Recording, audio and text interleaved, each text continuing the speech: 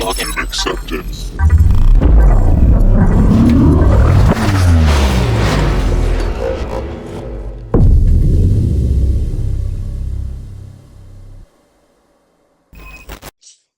So today's week 4 of CPTC, and we're going to go over hacking Linux. So who am I? My name is Ryan. I'm a CIS major, and I'm currently an admin intern at TikTok USDS. A bit of context on my background: I was on the NCAA team in 2024 with the FTP and SSH role.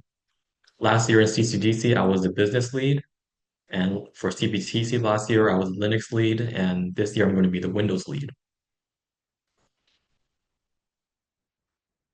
Today's August 2nd, Hacking Linux Week. Tomorrow you'll be with me again for Hacking Windows. Um, for agenda, we're going to be going over common services, tools, attacks, and finally the lab. So common Linux services. There's a lot of services that you're going to encounter when facing Linux because Linux is very heavily used as a server rather than actual desktop. So some common services you'll encounter would be FTP, SSH, HTTP, and databases, which varies. So starting with FTP, FTP stands for the File Transfer Protocol. It's commonly used to host files and to download and sometimes upload files.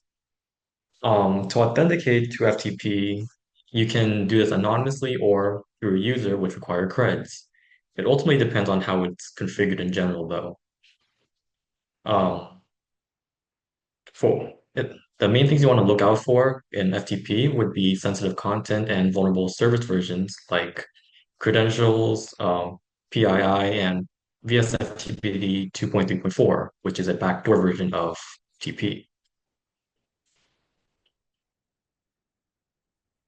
SSH, which runs on port 22, stands for Secure Shell. It's a way to remotely access and manage systems, um, or remotely manage and access Linux systems remotely. It's commonly used to, or you can use a tool called SCP to transfer files between your machine and the target machine. However, to do so through SSH or SCP, you're going to require credentials or an authorized key pair. Authorized key pair is kind of like a ticket to entering the machine. So it's like a certificate that says, I am this person. And it's basically another form of credentials. The main thing about public-private key pair is that if you can obtain the private key of a user through, say, on a file read, you can log in as that user even if you don't have their password. Common places to look for a private key would be the users.ssh/IDRSA directory or file. So IDRSA is a very common file for private keys.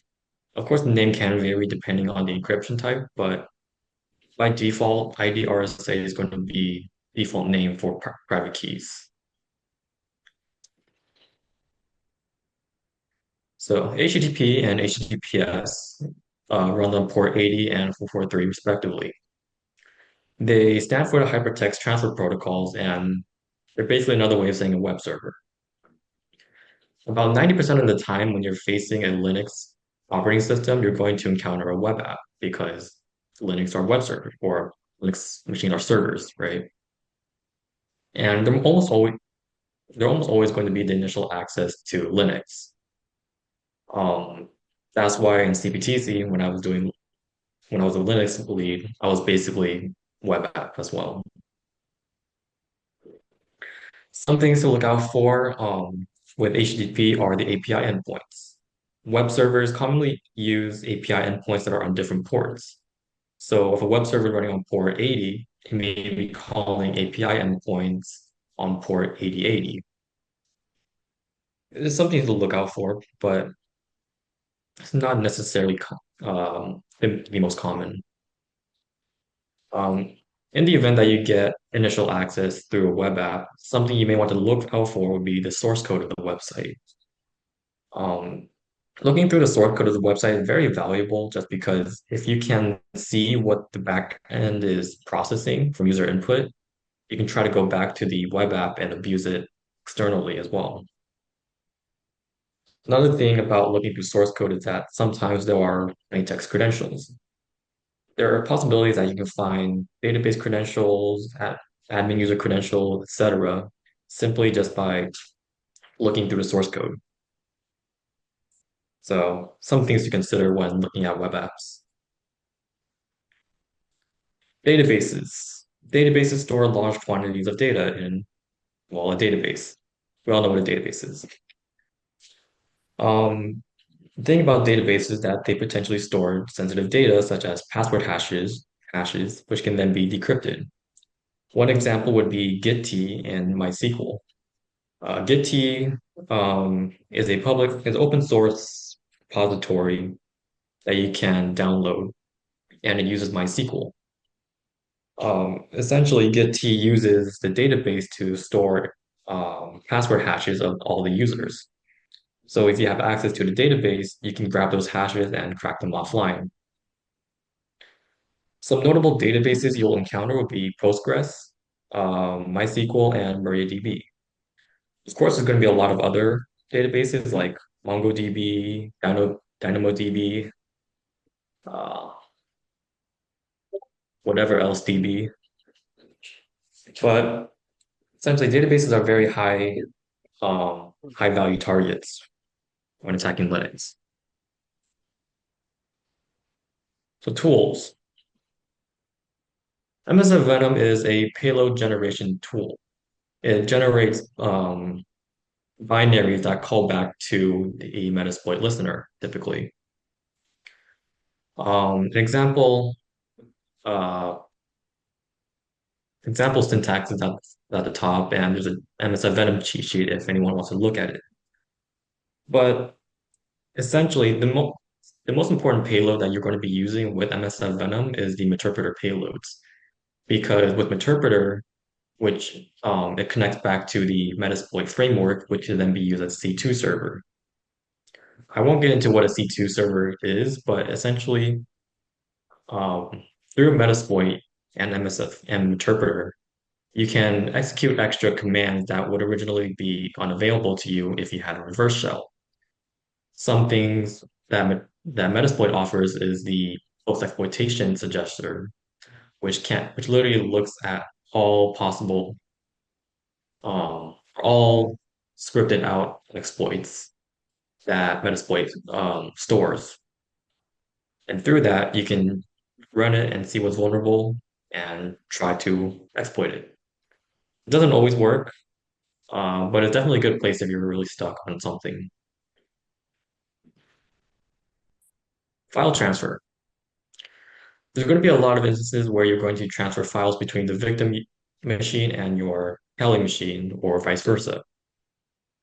The most common way that I like to use is the Python 3 web server.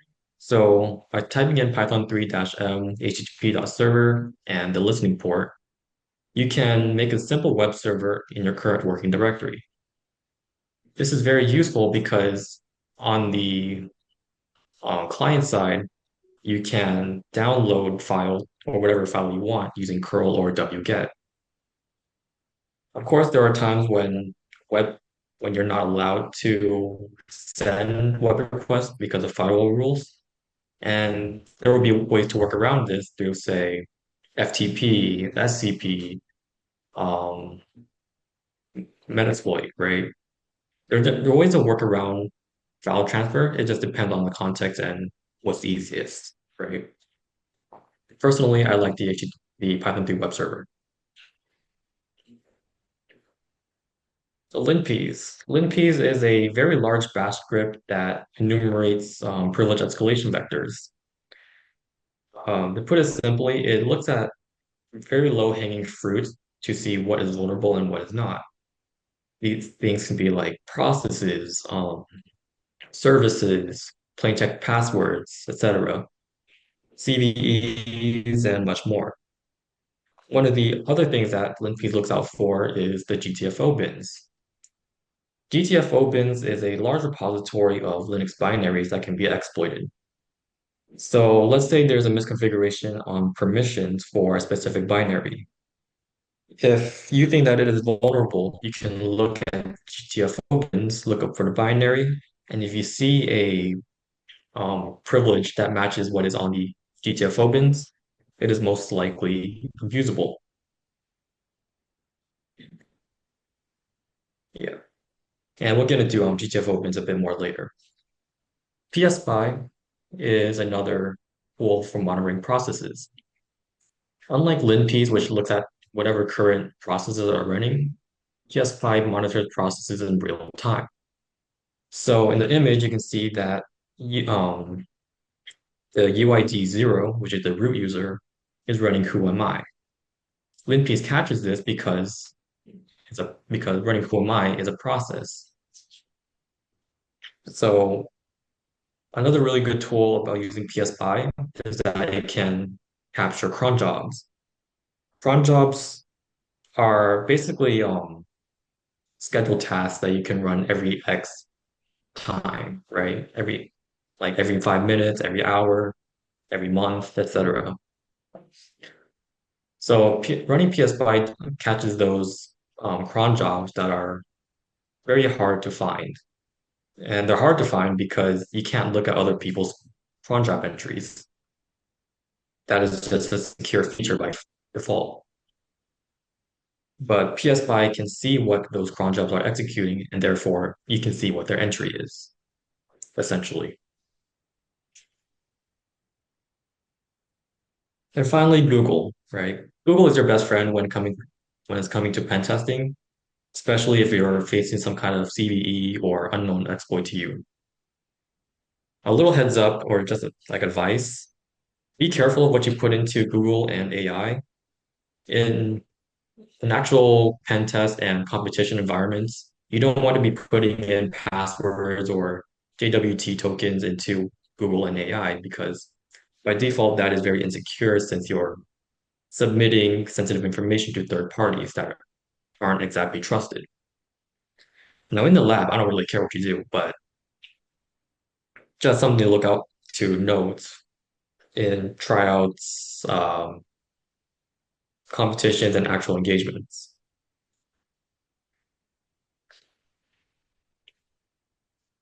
Now, before I go into tags, are there any questions so far?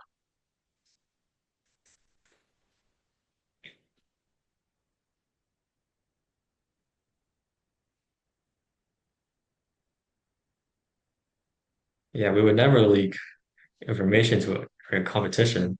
Definitely not JWT tokens and JWT.io.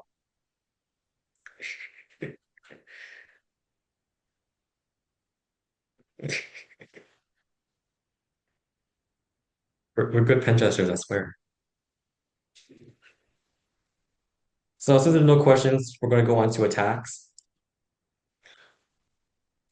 So on Linux, you're going to have all these different types of attacks, SUID, environmental variables, etc., etc. Right? You have all these, but I'd like to categorize most of them into two categories: logic versus misconfiguration. In these two categories, you can basically like categorize all of the previous ones I mentioned, right? SCID, SGID, misconfiguration, environmental variables, uh, misconfiguration, yeah. Weak file permission, misconfiguration, vulnerable applications, logic, logic, and logic. So pretty much all Linux vulnerabilities fall in these two categories, unless they're like some kind of backdoor CVE, and I mean that's just something else. So anyways, insecure file permissions. So with weak file permissions on sensitive files like Etsy password and Etsy shadow, you can lead to further compromise. One example would be having bright access over Etsy password. So since Etsy password stores entries of users and their basic configurations. Um, what would happen if you had write access over it? Basically, if you can just copy this line, right? Change the names of change root, get rid of the X, and add the entry at the bottom, and you have a backdoor user with no password. So having write access over Etsy password is definitely a critical vulnerability because you can easily backdoor a file or backdoor a system. Now SUID and SGID would be a misconfiguration vulnerability. For context, right, SUID and SGID allows you to execute file as the file's owner and group owner, respectively. So with SUID bit, with this S over here, do I have? So SUID bit has this S over here. That means you can execute the file as the owner, um, yeah, as the file owner. Group SGID allows you to execute the file as the group owner. These two are commonly the same thing, but sometimes they're different. So something to look out for just in case. Sticky bit just prevents you from deleting or modifying a file if you're not the file's owner or root owner. Or no, file owner or the root user. But sticky bit doesn't really matter. No one really cares about sticky bit. So for example of SYD abuse, right? For context, bash is a command to spawn a shell, or like, well, yeah, just a shell. So, and bash is owned by the root user. So if bash has the SYD bit, which is 4000, then we can execute bash as the root user because root owns bash. And because of that logic, if we run um, bin bash dash p, we become root because we're executing bash as root. So we're spawning a shell of root. And that's basically an example of SYD privilege escalation. Again, you would find you cross compare these with what's in the GTFO bins to see what is abusable and what is not. All of these down here are not abusable and like are default S2ID bits, but something like bin bash or base64 would be something that could be abusable through GTFO bins.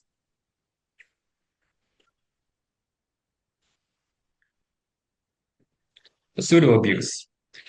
So there are a lot of times when you can have pseudo privileges over a binary or file. That is just a simple and common configuration used because some people need to require root privileges, but you don't want to give people the root user. So in this example, right, the user can't read Etsy Shadow because they're not the root user, but they have pseudo privileges over base64. So what the attacker can do is set a variable called file to Etsy Shadow and uses pseudo privileges to base64 encode the Etsy shadow file. Now, because we're using sudo, we can we carry the root privileges to read the Etsy shadow file, which allows us to encrypt it. Then we pipe it into base64-d to decrypt it immediately, and it prints out the contents of Etsy shadow. Now, this image isn't the greatest because it doesn't show the hashes, but Etsy Shadow, if you don't know, holds the hashes of users' passwords. And if you're lucky enough, you can crack them offline using something like Hashcat.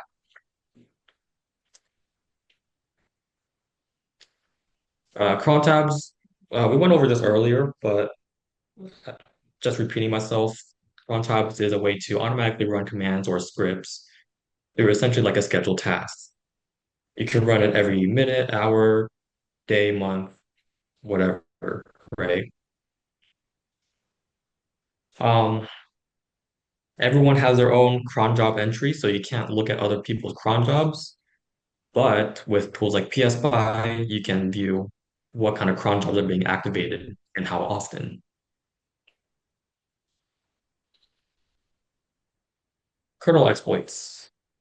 So kernel exploits aren't very common in mature environments just because everyone updates their machine. It's a very easy fix to patch a kernel exploit, right? You just update your kernel version. But essentially, kernel versions are logic exploits that affect the kernel itself. And I believe most, if not all, kernel exploits lead to root privileges. Just because if you can attack the kernel, which is the operating system itself, you can modify what session you have, right? And one example would be the Dirty Cow CVE from 2016. As you can see here, version 3.2.0.23 generic would be vulnerable to Dirty Cow. And I guess if you're not familiar with linps, right? Yellow signifies 95% attack vector in privilege escalation. So whenever using linps, look out for the yellow text. The path injection. So for context, a path environmental variable is a list of directories separated by colons to look for system command binaries. For example, who am I, bash, ls, cat, etc. So if you look at the bottom here with this is the path variable example, right? Oops. Hold up.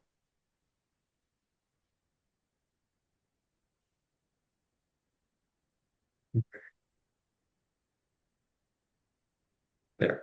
All right. So this down here is the path environmental variable.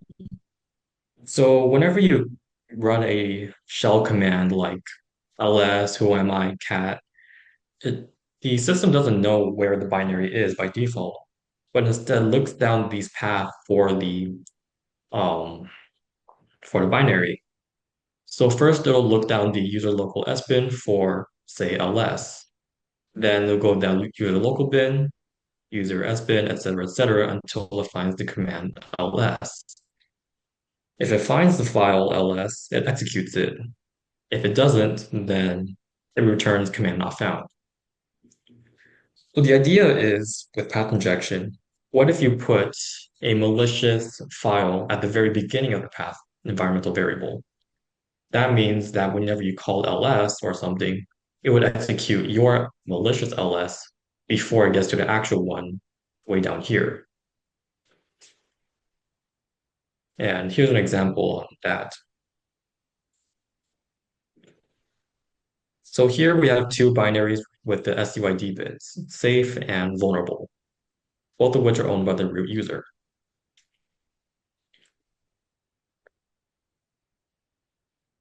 So then if we strings vulnerable and we strings safe, we can see the difference between them, right? String Yeah, vulnerable is running ping-c, while safe is running user bin ping-c, which is essentially relative path versus absolute path. So normal use case of vulnerable would be you enter an IP address and you ping that IP for one count. But in here, in our current working directory, we have a file called ping with the contents bin bash dash p dash cid. So if we put our current directory in the front of the path environmental variable, and then we run vulnerable again, we see that it executed ID, which is our malicious binary first. And that's essentially the idea behind path injection.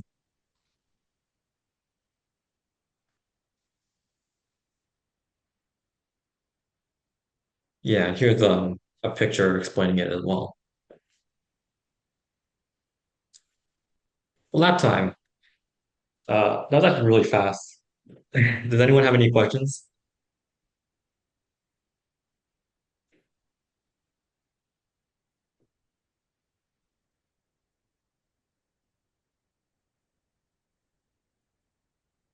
No questions?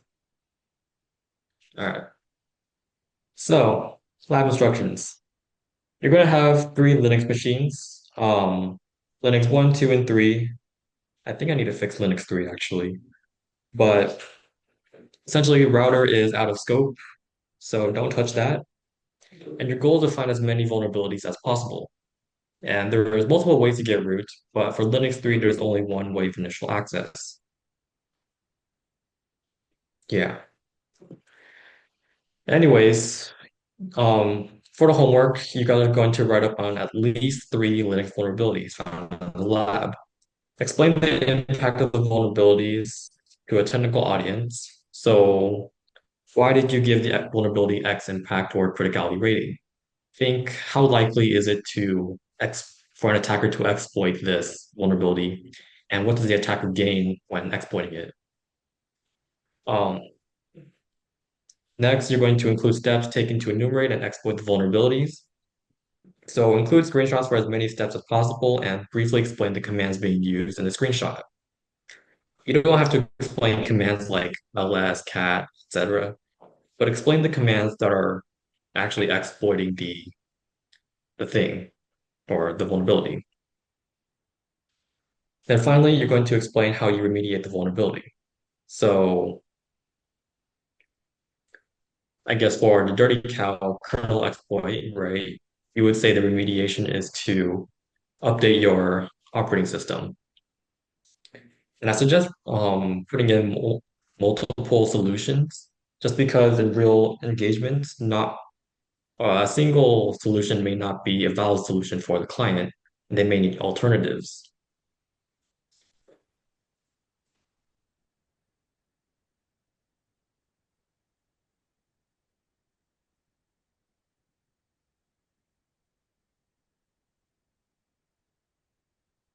Oh, that's everything. Okay.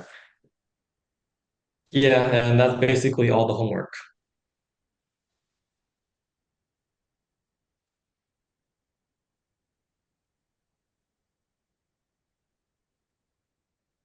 Did I miss something?